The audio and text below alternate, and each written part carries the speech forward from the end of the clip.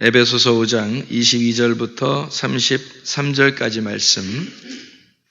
아내들이여 자기 남편에게 복종하기를 주께 하듯 하라. 이는 남편이 아내의 머리됨이 그리스도께서 교회의 머리됨과 같음이니 그가 바로 몸의 구주시니라. 그러므로 교회가 그리스도에게 하듯 아내들도 범사에 자기 남편에게 복종할지니라. 남편들아 아내 사랑하기를 그리스도께서 교회를 사랑하시고 그 교회를 위하여 자신을 주심같이 하라. 이는 곧 물로 씻어 말씀으로 깨끗하게 하사 거룩하게 하시고 자기 앞에 영광스러운 교회로 세우사 티나 주름 잡힌 것이나 이런 것들이 없이 거룩하고 흠이 없게 하려 하심이라. 이와 같이 남편들도 자기 아내 사랑하기를 자기 자신과 같이 할지니 자기 아내를 사랑하는 자는 자기를 사랑하는 것이라. 누구든지 언제나 자기 육체를 미워하지 않고 오직 양육하여 보호하기를 그리스도께서 교회에게 함과 같이 하느니 우리는 그 몸의 지체임이라. 그러므로 사람의 부모를 떠나 그의 아내와 합하여 그 둘이 한 육체가 될지니 이 비밀이 크도다. 나는 그리스도와 교회에 대하여 말하노라. 그러나 너희도 각각 자기 아내 사랑하기를 자신같이 하고 아내도 자기 남편을 존경하라. 아멘. 남편과 아내에 대한 부부에 대한 이야기예요. 여러분 구원이라고 하는 게 끝난 거예요? 아니면 계속되는 거예요? 여러분이 계속된다 그러면 제가 끝났다 그럴 거고 여러분이 끝났다 그러면 제가 계속된다고 할 거고 웬 고집이냐 그렇게 할지 모르지만 구원은 끝났으면서 그리고 계속되는 겁니다. 그러니까 우리에게는 계속 구원이 일어나는 거고요. 그리고 예수님 안에서는 구원이 끝난 거고요. 이렇게 되는 거예요. 그래서 둘 다 맞는 얘기예요. 구원은 이미 끝난 거고 구원은 계속되고 있다. 이렇게 우리가 성경을 봐야 되는 거지. 한 면으로 다 끝났다. 이렇게만 보면은 자기 생활이 그냥 별로 신경 안 쓰겠죠. 그죠? 근데 자기가 계속 구원을 받아야 된다 그러면 너무 막 이렇게 쪼들어서 이렇게 구원도 못 받은 사람이 내가 어떡하지? 이렇게 살아가면 또 그것도 힘든 여정이 되니까 구원은 이미 끝난 거예요. 그 구원 안에서 우리는 계속 구원 안에서 살아가는 것이다. 이제 이런 얘기가 되는 거죠. 에베소 5장 22절부터 33절까지의 말씀에 보면 남편과 아내에 대한 이야기가 나와요. 젊은 사람들이 생각할 때는 그러면 남편과 아내 그러면 아이고 우리 얘기는 아니네 그럼. 앞으로 우리 얘기겠네 이렇게 생각할지 모르겠는데 그 성경이라고 하는 거는 이제 성경을 자기한테 적용해서 들으라고 하지 않았죠. 그죠? 성경은 그렇게 하면 안 된다 그랬죠. 성경은 이 자체를 알아야 된다니까요. 성경 자체를 알면 자기의 생활, 지금 학생이면 학생, 청년이면 청년, 남전도면 남전도, 여전도, 여전도들이 자기 자신에게 다 적용을 시킬 수가 있단 말이에요. 스스로. 그건 성령님이 적용을 해서 살아가야 되는 거지. 여기서 남편 아내 얘기하면 학생들 우리 얘기 아니겠네 이렇게 하고 학생들 공부 얘기하면은 어른들은 우리 얘기 아니네 이렇게 하면 안 되는 거죠. 성경은 다 우리에게 모두에게 필요한 말씀이니까. 그죠? 그래서 성경 자체를 이해하려고 그러면 이 성경의 내용이 이렇게 되어 있구나라고 자체를 이해하려고 그러면 우리가 이제 이해가 되는 거예요. 그러면 우리 자신들에게도 다 적용이 되는 그런 말씀이 되는 거죠. 남편과 아내, 이게 부부죠, 부부. 부부에 대한 이야기. 부부라는 건 뭐예요? 부부는 하나. 부부는 하나다. 남편과 아내는 하나다. 근본적으로 그러니까 성경은 뭘 가리키려고 하는 거예요? 부부에 대한 이야기. 그러니까 남편과 아내에 대한 이야기를 처음부터 끝에까지 하면서 이게 둘이가 하나다라고 하는 것을 설명해 주려고 한 것인데 이 남편과 아내를 뭐라고 표현한 거예요? 남편과 아내를 그리스도와 교회라고 표현한 거예요. 그러면 그리스도와 교회라고 표현한 이 남편과 아내를 성경의 창세기에서는 2장과 3장에 뭐라고 표현한 거예요? 아담과 하와라고 표현한 거예요. 그러니까 아담과 하와가 남편과 아내이고 그건 그리스도와 교회를 말하는 것이다. 이게 똑같은 얘기를 설명하는 얘기겠죠. 그래서 부부관계를 왜 성경에서는 자꾸 부부관계를 얘기하고 그러느냐면 성경에 부부가 하나다. 남편과 아내 그리스도와 교회가 하나다라는 걸 성경을 통해서 설명하려고 했던 거기 때문에 이 성경 자체를 배우려고 그런다면 그리스도와 교회에 대한 남편과 아내에 대한 부부의 관계를 우리가 모르면 전혀 성경이 이해가 안 되는 거죠. 성경 처음부터 끝까지가 다 그 얘기인데 그거를 우리가 이해를 못하면 전혀 이해가 안 되는 얘기죠. 이혼이라고 하는 그 글자도, 이혼이라는 단어도요, 신명기 24장에 나와 있는 이혼이라는 것도 부부관계잖아요. 부부에 대한 이야기에 대해서 나오는 거잖아요. 그러니까 성경은 다 뭐냐면 부부에 대한, 남편과 아내에 대한 이야기를 갖다가 설명해 주려고 한 책이다. 그러니까 그걸 자체를 이해해야 된다, 성경을. 제가 성경을 이렇게, 저도 성경을 뭐 이제까지 어릴 때부터, 태어날 때부터 세상에 교회를 다녔으니 뭐 한 번도 주일 예배 안 빠져보고 다녔으니 말을 생각해 보세요. 성경을, 설교를 얼마나 많이 들었겠어요. 저도, 그죠? 그러면 설교를 많이 들어서 어떨 때는 나에게 은혜 되는 설교도 있었을 것이고, 어떨 때는 뭐 그냥 그저 그런 설교도 있었을 것이고, 그랬을 거 아닙니까? 근데 지금에 와서 이렇게 생각해 보니까 이 성경 자체를 아는 것이 얼마나 되었었던가, 그때는. 내가 이 성경 자체를, 그러니까 하나님의 마음을, 이 성경에서 하나님의 마음을 담고 있다면 하나님의 마음 중심을 내가 얼마나 알고 있었나. 그거는 전혀 뭐 옛날에는 그런 생각도 안 하고 설교를 듣고 이제 살아왔을 거 아닙니까? 옛날 어릴 때부터는. 그죠? 그런데 이 말씀 자체를 알고 보니까 이 말씀이 나를 인도하더라는 거예요. 이 말씀에 벗어나서 살지 못하도록 하나님 말씀이 나를 주관하더라는 거예요. 그래서 아하, 성경 자체를 아는 것이 그렇게 중요한 거구나. 성경 자체를 알게 되면 이 성경이 나를 이끌어가는구나. 근데 사람들이 왜 하나님의 말씀대로 살지 않는가 봤더니 성경 자체를 모르더라는 거예요.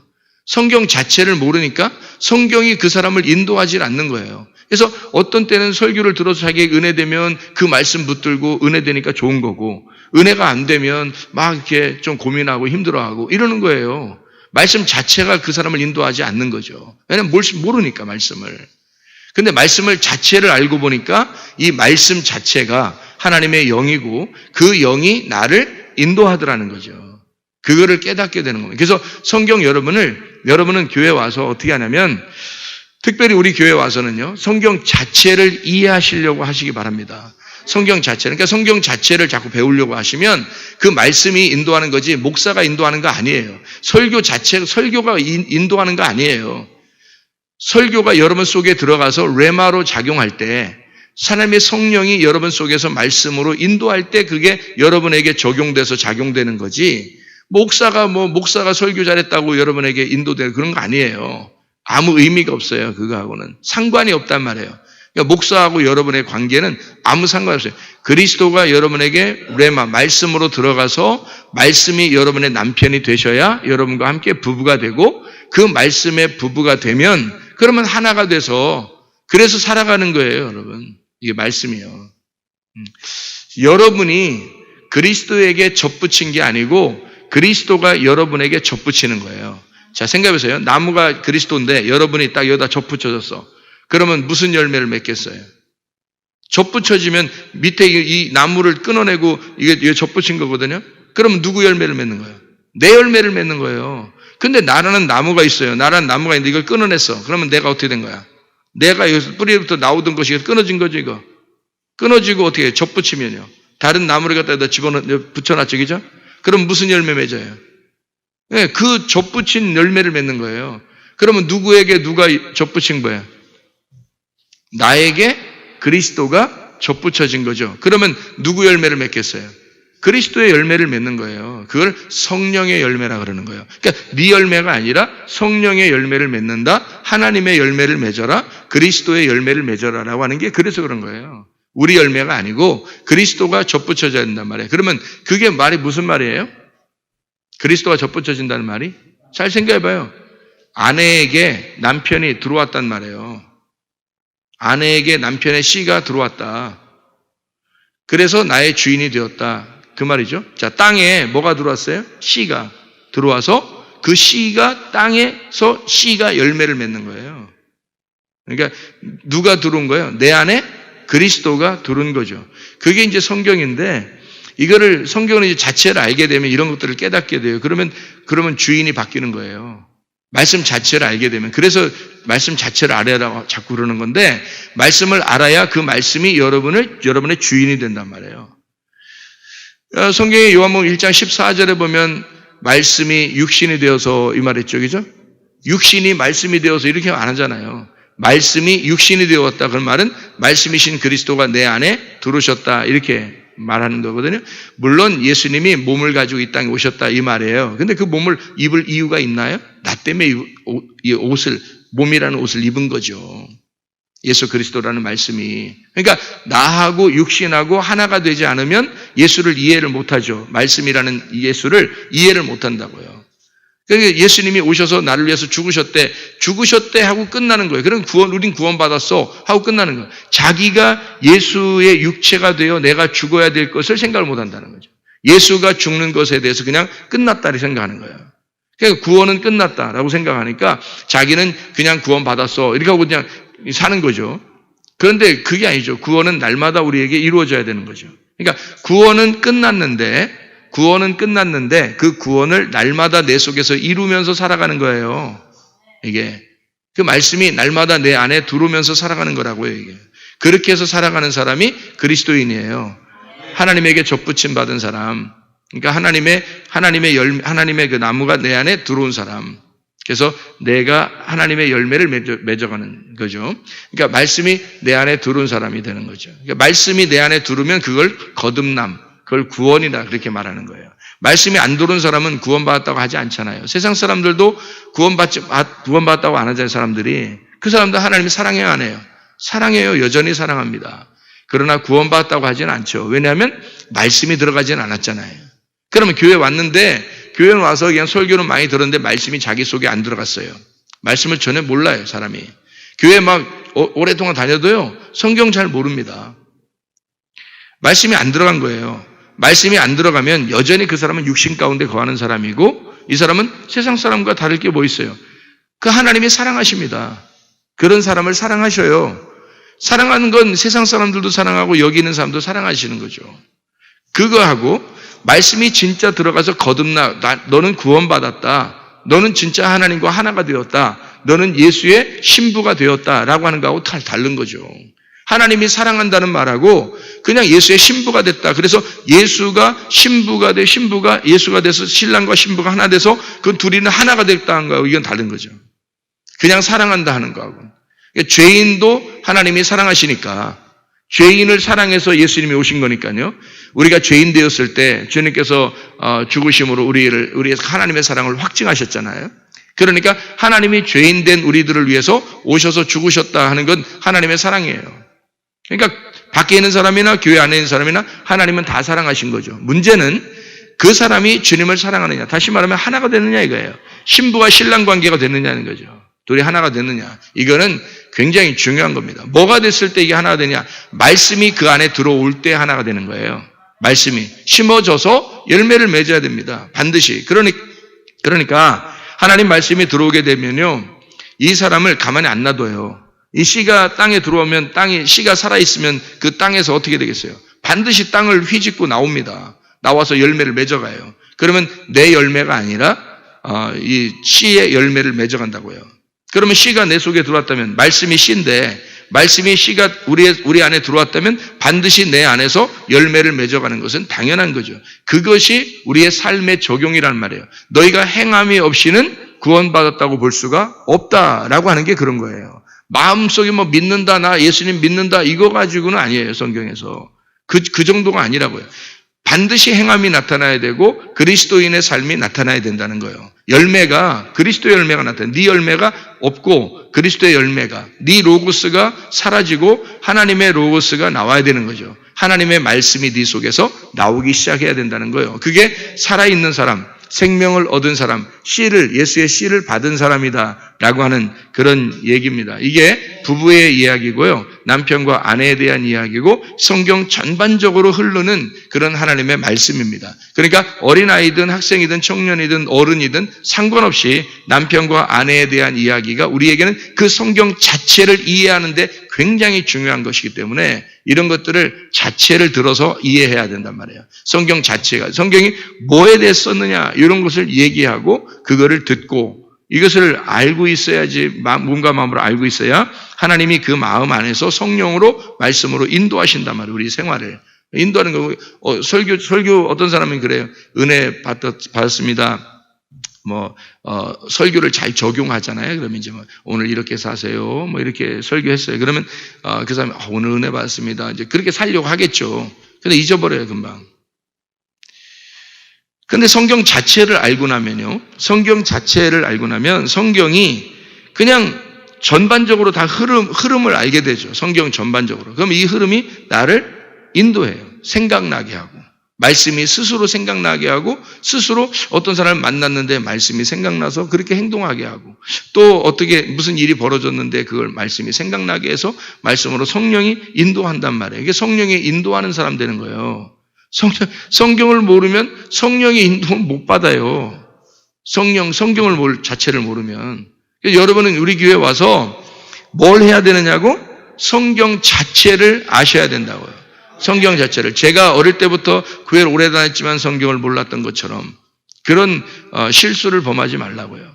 제가 하나님 말씀을 깨닫고 나서 이 말씀 자체를 깨닫게 되니까 말씀이 나를 인도하더라는 거예요. 뭘 할 때 이렇게 인도하시더라. 이렇게 이해할 수가 있는 겁니다. 그러니까 부부관계가 뭐라고요? 뗄래야 뗄 수 없는 관계로 만드는 거. 원래는 예수 그리스도와 내가 떨어져 있었는데, 신랑과 신부가 떨어져 있었는데, 남자와 여자로 떨어져 있었는데, 이것이 남편이 나에게 옴으로써 둘이 부부가 돼서 뗄래야 뗄 수 없는 관계를 만들었다.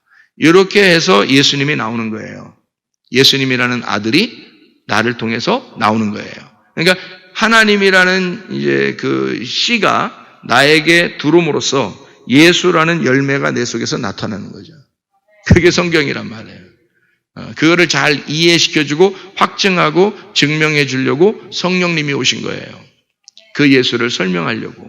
신랑과 신부를 설명하고 그 열매를 설명하려고 성령님이 오신 거예요. 성령 자체를, 성령이 들어오면 모든 게 이해가 되죠. 여러분의 삶이 이해가 되고 여러분이 어떻게 살아가야 될 것이 이해가 되겠죠. 그게 성령님이 들어오시면 다 이해가 돼요. 그러니까 성령님이 어떻게 들어와요? 말씀으로 들어오는 거예요. 말씀으로. 그러니까 그냥 가만히 넋놓고 있으면 성령이 안 들어와요. 넋놓고 있다고 성령 들어오는 게 아니에요.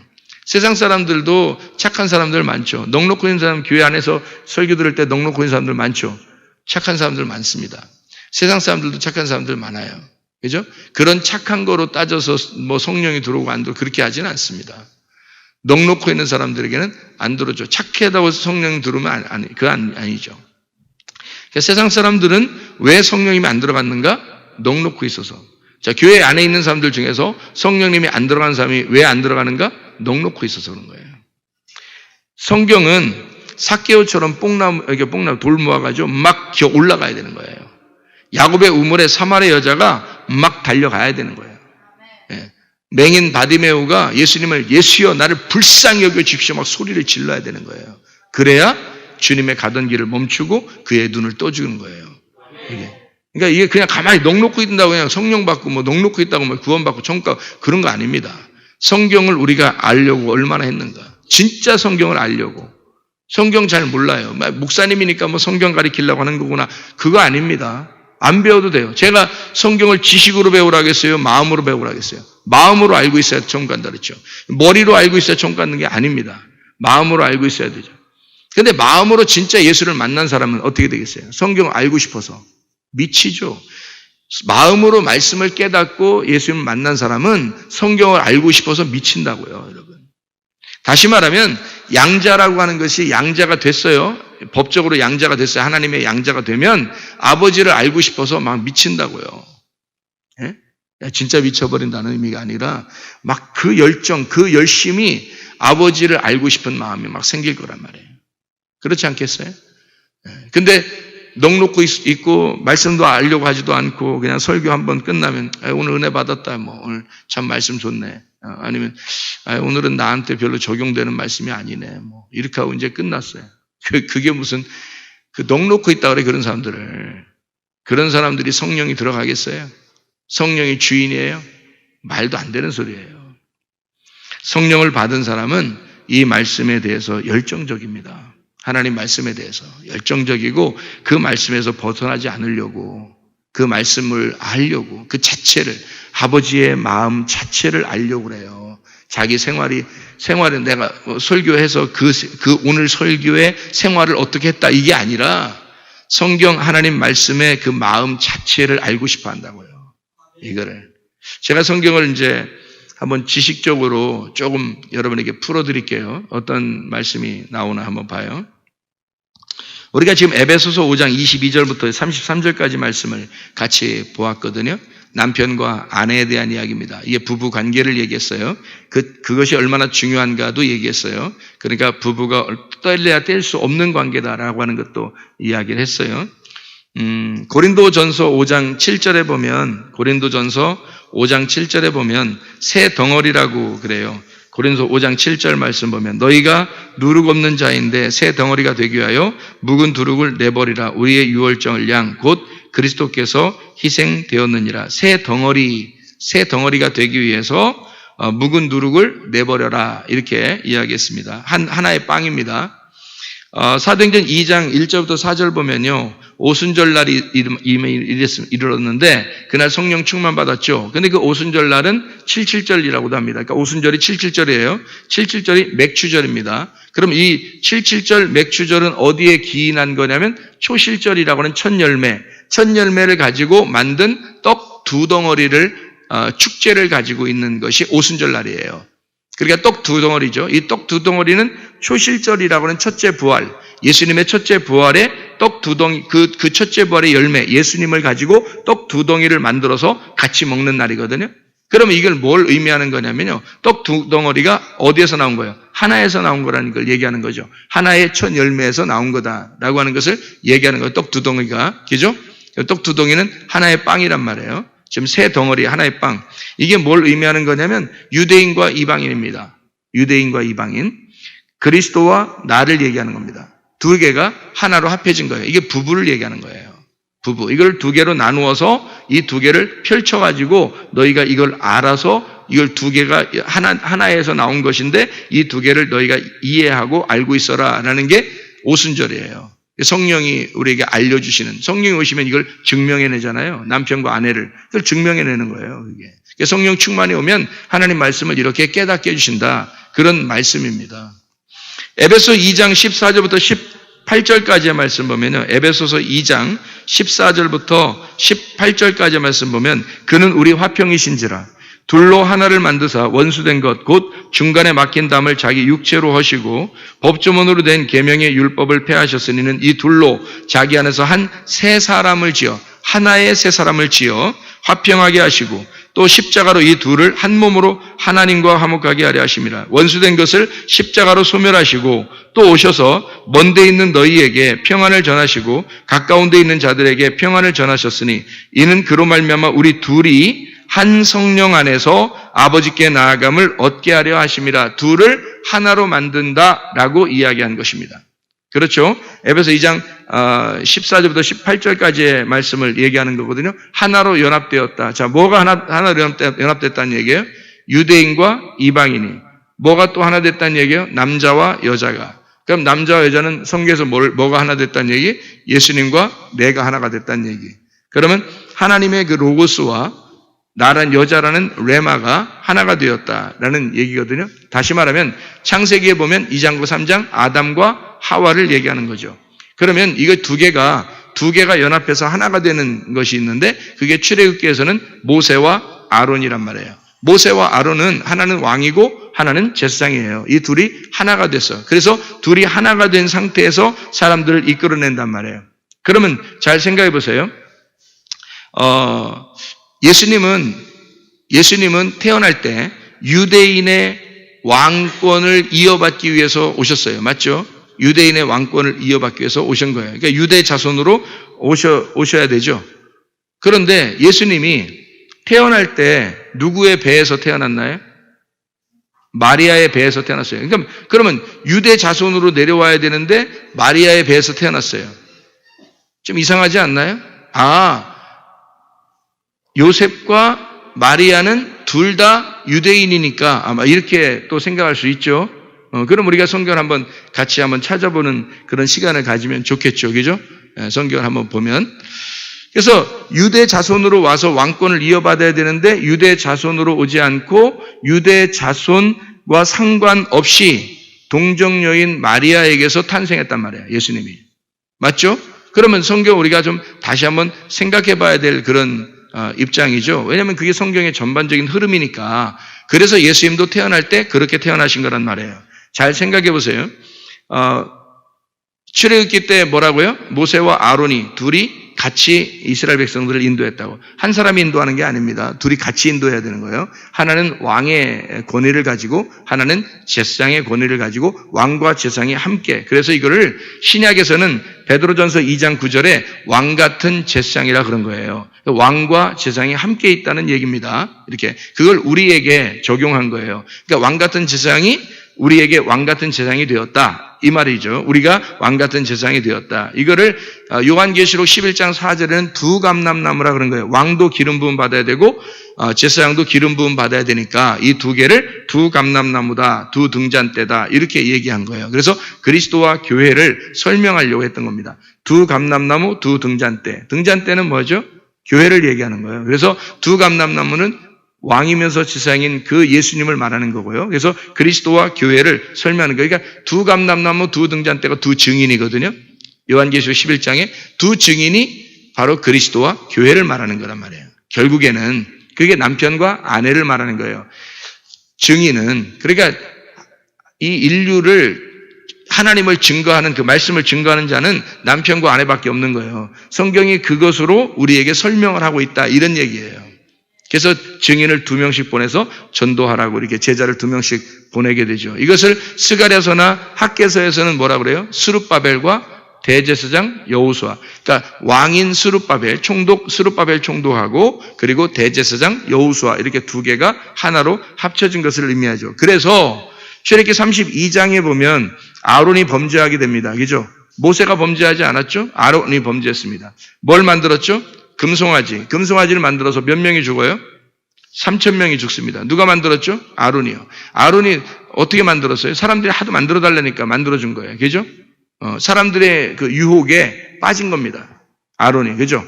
그러면 왜 모세는 유혹에 안 빠졌는데 아론은 유혹에 빠졌을까?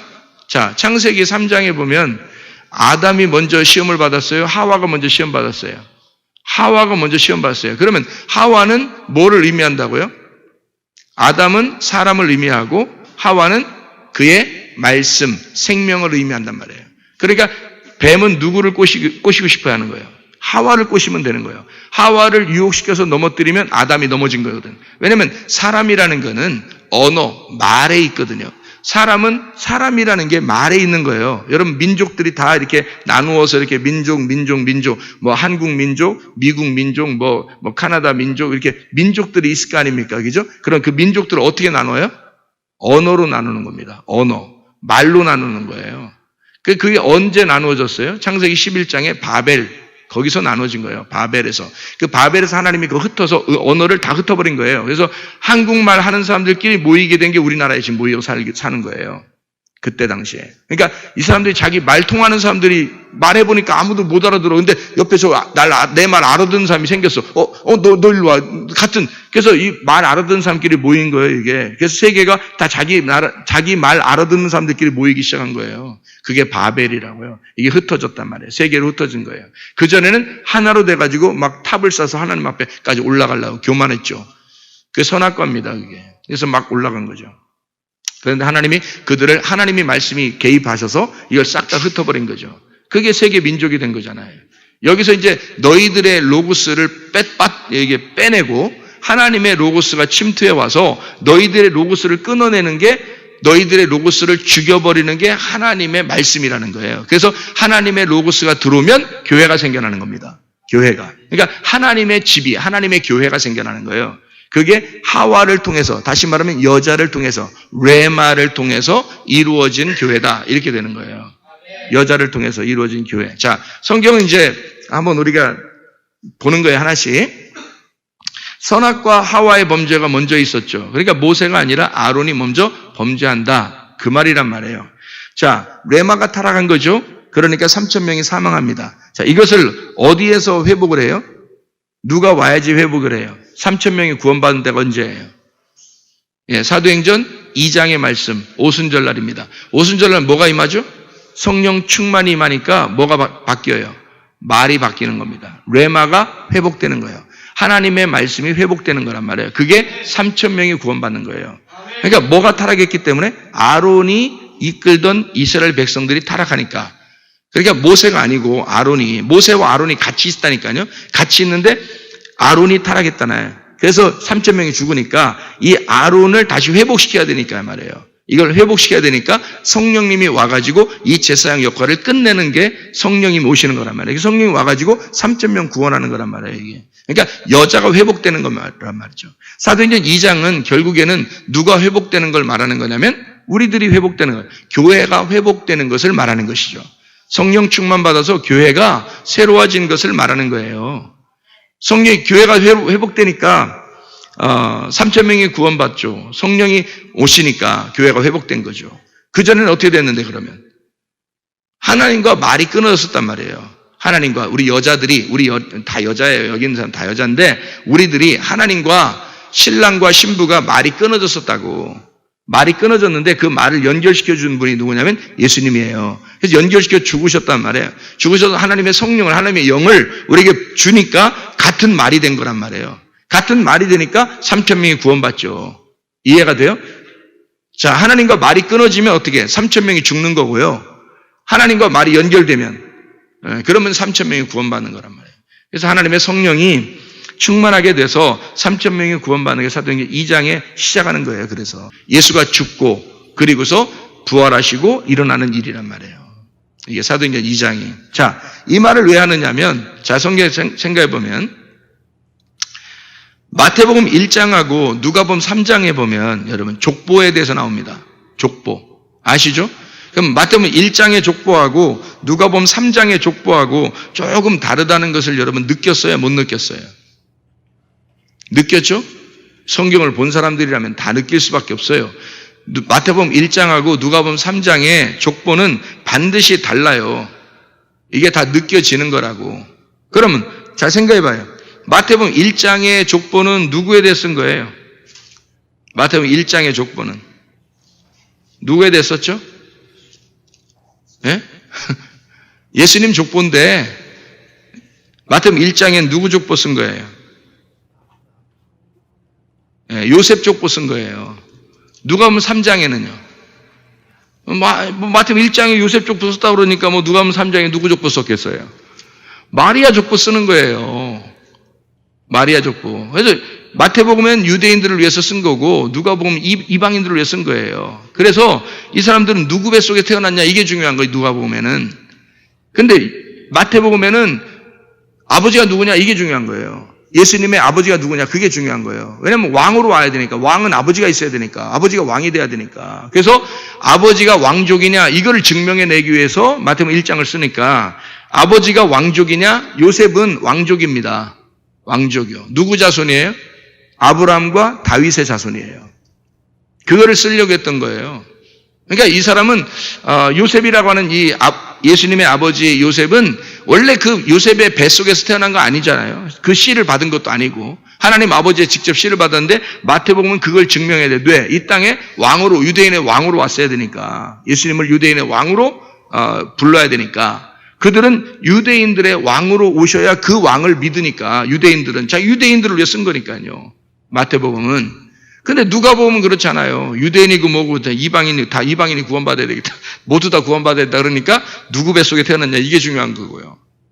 그러니까 마리아 뱃속에 태어났더라. 요셉하고 상관없더라. 그래서 예수님을 아예 하나님하고 연결시켜버립니다. 마리아 배하고 하나님하고 연결시켜버려요. 이게 이 족보가 완전히 다르죠. 이 족보가 이렇게 다른데 왜 그러냐면 성경에 어떤 흐름이 있다고요? 남편과 아내, 신랑과 신부, 하나님과 나, 그리스도와 교회 요거를 설명하려고 한 거라고. 그죠? 그러면 이게 어떤 족보인지 한번 우리가 보겠어요. 히브리서 7장 14절을 한번 봐봐요. 히브리서 7장 14절. 히브리 7장 14절 보니까 우리 주께서는 유다로부터 나신 것이 분명하도다. 이 지파에는 모세가 제사장들에게 관하여 말한 것이 하나도 없고 그랬습니다.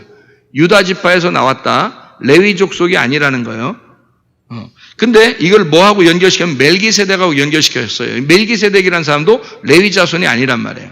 레위 자손이 나오기 전에 아브라함에게 축복한 사람인데 그게 멜기세덱인데, 이 멜기세덱이 레위 지파가 아닌데 그냥 나와서 제사장 역할을 했단 말이에요. 왕이면서 제사장, 멜기세덱. 그것처럼 예수님도 왕이면서 제사장인데 레위족 속에서 나온 게 아니다라고 이야기, 유다 지파에서 나왔다라고 하는 것을 얘기했어요. 근데 우리의 대제사장이 예수님이다. 그 설명을 한 거죠, 그죠? 그게 히브리서 7장에 대한 이야기입니다. 7장, 8장, 9장에 대한 그런 이야기인데요. 민수기 3장 12절을 한번 봐봐요. 민수기 3장 12절. 민수기 3장 12절. 민수기 3장 12절을 보니까 이렇게 되어 있어요. 보라, 내가 이스라엘 자손 중에서 레위인을 택하여 이스라엘 자손 중에 태를 열어 태어난 모든 자를 대신하게 하였은즉 레위인은 내 것이다. 그러면 레위인하고 유다하고 이렇게 하나님은 둘을 선택하는 거예요. 하나는 유다를 왕으로, 레위를 제사장으로 이렇게 두 개를 선택해서 하나님의 백성으로 자기 왕권을 가진 예수님을 설명하려고 하나는 레위, 하나는 유다로 설명하려고 만들어놨단 말이에요. 이렇게. 그러면 이제 성경이 일괄성이 있죠. 신랑과 신부, 남편과 아내, 그리스도와 교회, 이게 다 모세와 아론. 왜 하나님이 모세만 가서 인도하면 되지 왜 아론을 같이 보냈겠어요? 생각을 해보시라고. 이게 제사장 역할 때문에 그런 거예요. 그러니까 왕이면서 제사장이 되는 이 두 가지 역할을, 두 감람나무를 하나의 예수님이 설명해 주셔야 되거든요. 이게 성경의 연합입니다. 성경의 하나됨. 이걸 모르면 성경이 다 이게 나눠지는 거예요. 헷갈리게. 성경을 잘 이렇게 하나로 잘 생각해 보면, 그래서 이렇게 하는구나 라고 하는 걸 알 수가 있는 거죠. 그래서 성경에는요, 원래 유다가 중요한데요. 아브라함의 자손 중에서 유다가 중요하거든요. 이스라엘의 그 지파 중에 12지파가 있는데 그 중에 유다가 참 중요해요. 그래서 유다에게는 왕권을 자꾸 준다고 야곱도 이렇게 약속을 했어요. 야곱도 이렇게 유언을 남기고, 그리고 모세도 축복하면서 이스라엘 백성들에게 축복할 때도 또 유다는 항상 왕권을 준다라고 하는 그 축복을 해줘요. 그리고 난 다음에 이제 모세거든요. 모세는 어디서 나온 거예요? 유다의 지파에서 나왔어요? 레위 지파에서 나왔어요? 레위 지파에서 나왔어요. 그러니까 유다와 모세죠. 그럼 이것은 어떤 역할을 하는 게, 모세는 왕의 역할이고 아론은 제사장 역할이에요. 그러니까 그 시대는, 그러니까 모세 시대에는 모세와 아론을 갖다가 하나는 왕, 하나는 제사장, 이렇게 하나는 유다, 하나는 레위로 만드는 거예요. 원래 모세는 유다 지파가 아니에요. 레위 지파인데 이걸 설명하려고 하다 보니까 두 개를 같이 놔야 되는 거예요. 두 개의 레위 지파인 모세와 아론을 하나는 왕으로, 유다 왕으로 만들어 놓고 하나는 이 제사장으로 만들어 놓는 거예요. 이 두 개를.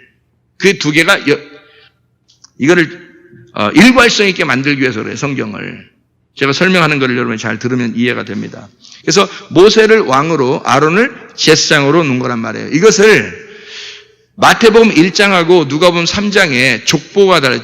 저도 처음에는 이게 족보가 왜 이렇게 돼 있나라고 생각했어요. 근데 가만히 보니까 족보가 이렇게 돼 있더라고요. 마태복음 1장에 보면은 다윗이라는 사람이 나옵니다. 다윗. 누가복음 3장에도 다윗이라는 사람이 나와요. 그런데 이 다윗이라는 사람이 아들을 낳아요. 아들을 낳는데 말이에요. 어떤 아들을 이렇게 낳냐면 4명의 아들을, 밧세바를 통해서 4명의 아들을 낳아요. 그게 역대상 3장 5절에 나와요. 한번 여러분이 찾아봐요. 역대상 3장 5절입니다. 역대상 3장 5절이요. 뭐라고 나오냐면 이렇게 나와요. 예루살렘에서 그가 낳은 아들들은 이러하니 시므아와 소밥과 나단과 솔로몬 4사람은 다 암미엘의 딸 밧수와, 이게 밧세바입니다. 밧세바의 소생이요라는 얘기입니다.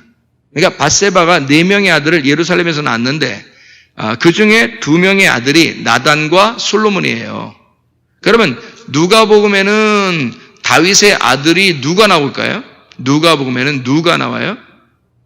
다윗의 아들이 나단이라는 사람이 나와요. 마태복음 1장에는요. 솔로몬이 나와요. 다윗의 아들이 솔로몬이 나와요. 그러니까 보세요. 다윗의 아들 솔로몬을 통해서 밑으로 쭉 내려오면 요셉이라는 예수님의 아버지가 나옵니다. 그리고요. 다윗의 아들 나단이라는 아들이 있는데 그 나단이라는 아들이 밑으로 쭉 내려오면 마리아가 나와요. 그러니까 둘 다 누구 이제 그 자손이냐면 다윗의 자손이에요. 그러니까 예수님을 다윗의 자손이다 이렇게 말하는 것은 다윗의 자손이기 때문에 그렇게 이 얘기를 하는 건데 무슨 역할을 하느냐 이게 어떤 역할을 하느냐 하나는 유다 역할을 해야 되고 하나는 레위 역할을 해야 된다 그랬죠. 왜냐하면 그래야 왕이면서 제사장이 돼야 되니까. 그래서 남자와 여자가 돼야 되니까. 그러면 요셉이 무슨 역할을 해야 돼요? 요셉이 유다 왕의 역할을 해야 되는 거고 마리아는 무슨 역할을 해야 돼요? 제사장 여자의 역할을 해야 된단 말이에요. 그러니까 이게 성경이 일관성이 있어야 되니까 다윗 때 유명한 선지자가 하나 있었는데 밧세바 일 때문에 막 그냥 다윗을 갖다 막 그냥 호통친 사람이 나와요. 누구죠?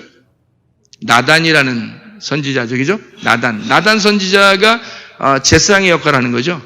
다윗은 왕이고요. 그죠? 제사장과 이제 왕이 있는데 이 다윗과 나단입니다. 이렇게 다윗이 나단한테 엄청 혼나고서 아기를 낳은 거예요. 밧세바를 통해서 아기를 낳았는데 그게 이제 솔로몬도 낳았고 나단이라는 이름을 왜 붙여놨을까? 자기 아들 이름 중에 나단한테 그렇게 혼났는데 나단 선지자한테 그렇게 혼났는데 그게 자기 마음에 박힌 거예요.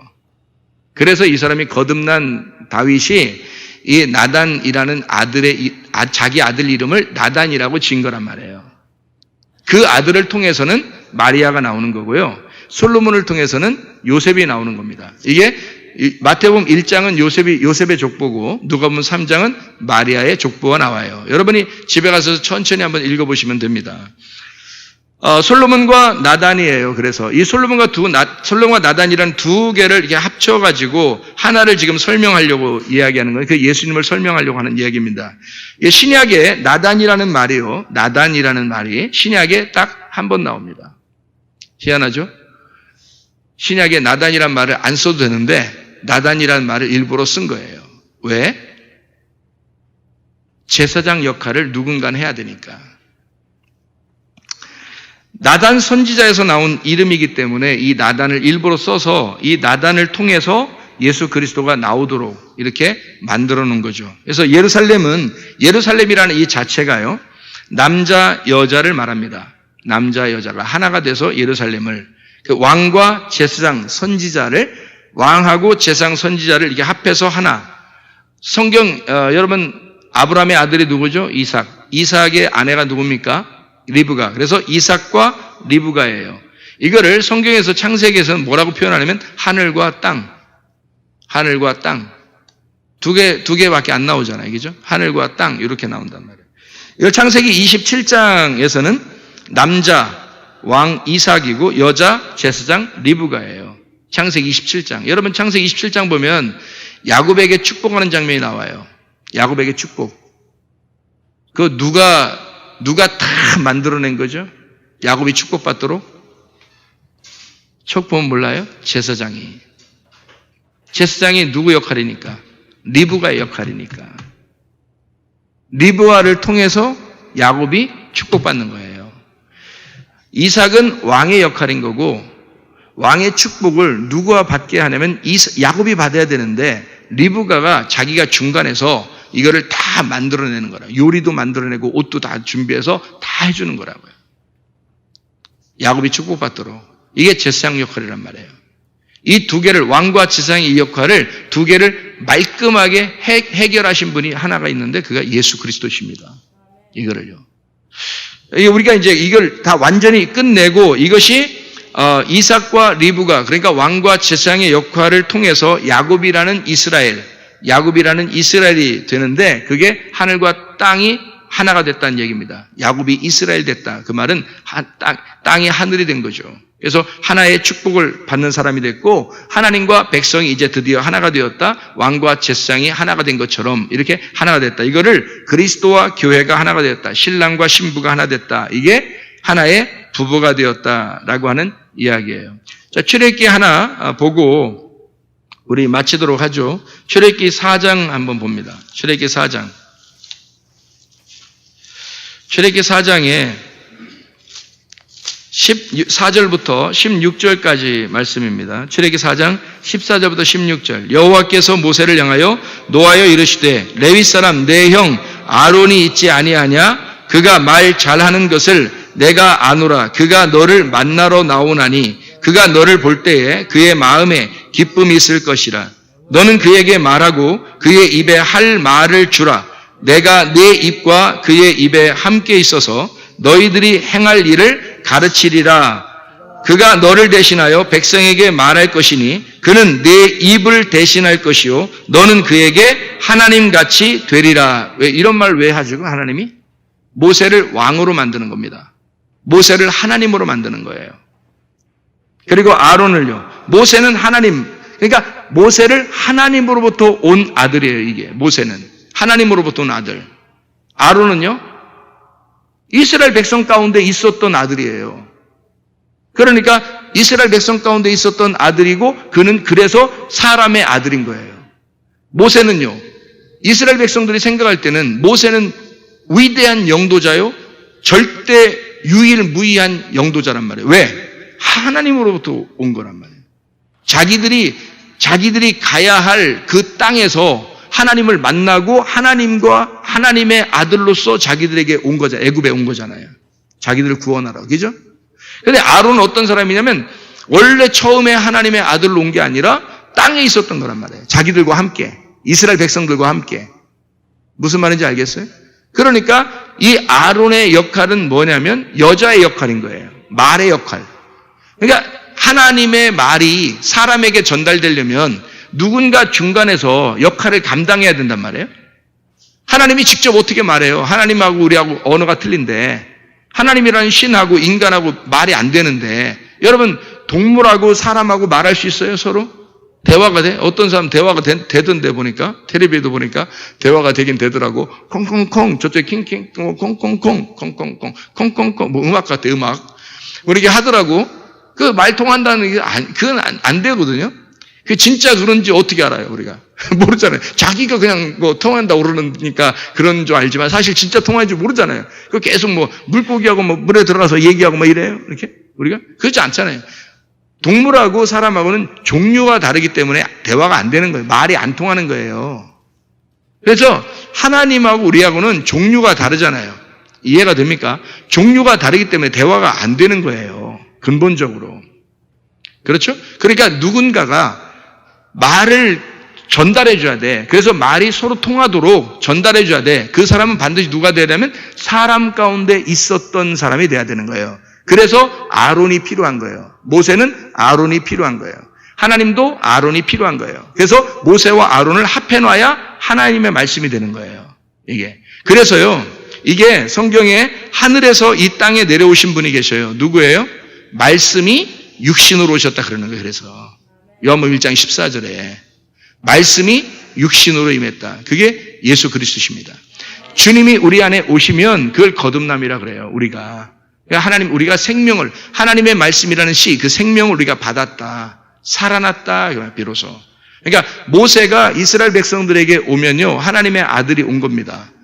이 사람의 아들과 하나 돼서 예수님은 보통 와가지고 자기를 인자는 이런 얘기 많이 하죠. 인자는 이라는 말이 영어로 son of man이거든요.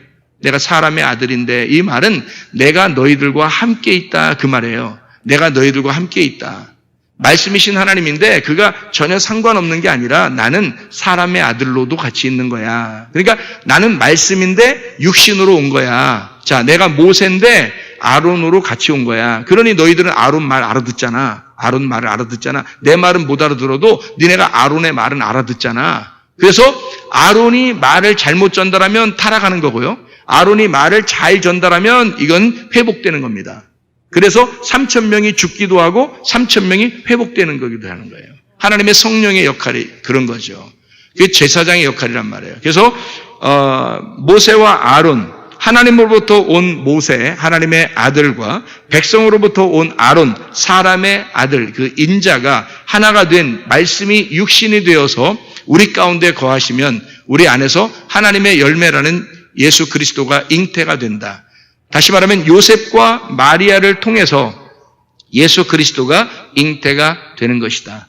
예수 그리스도가 우리의 속에서 왜 이 두 가지를 같이 성경에서 자꾸 놓냐면 너희 안에 그리스도가 잉태되어 그리스도의 열매를 맺게 하려고, 그리스도가 살아가게 하려고, 그리스도가 네 속에서 태어나게 하려고, 말씀이 네 안에 들어와서 너를 아예 바꿔버리려고, 너를 이 땅에 있는 로고스를 다 바꿔버리고 하나님의 로고스가 네 속에서 살아가게 하려고, 그러려고 주님이 오신 거예요. 하나님의 아들이 여러분 속에 잉태가 되고 출산이 되어 그리스도의 열매를 맺다가 주님 만나시기를 바랍니다. 우리 하나님 아버지 사랑과 은혜를 감사드립니다. 아버지 하나님, 우리가 그리스도 예수와 하나가 되게 하옵소서. 신랑과 신부가 하나요, 남편과 아내가 하나요, 그 부부가 연합하여 하나가 된 것은 뗄래야 뗄 수 없는 관계를 만들고자, 하나님 아버지와 우리와 관계를 뗄래야 뗄 수 없는 관계로 만들고자 우리 주님께서 이 땅에 오셨으니, 우리 하나님, 우리 그리스도 예수 안에서 좋은 열매를 맺어 선한 열매이신 예수 그리스도와 함께 동행하다가 주님 만나게 도와 주시옵소서. 주님께서 너를 복주시고 너를 지키시기를 원하며, 주님께서 그분의 얼굴을 내게 해서 네게 은혜 베푸시기를 원하고, 주님께서 그분의 얼굴을 내게 해서 네게 평강 주시기를 원하노라. 이제는 우리 주 예수 그리스도의 은혜와 하나님의 사랑과 성령의 교통하심이 교회와 가정에 영원토록 함께 할지어다. 아멘.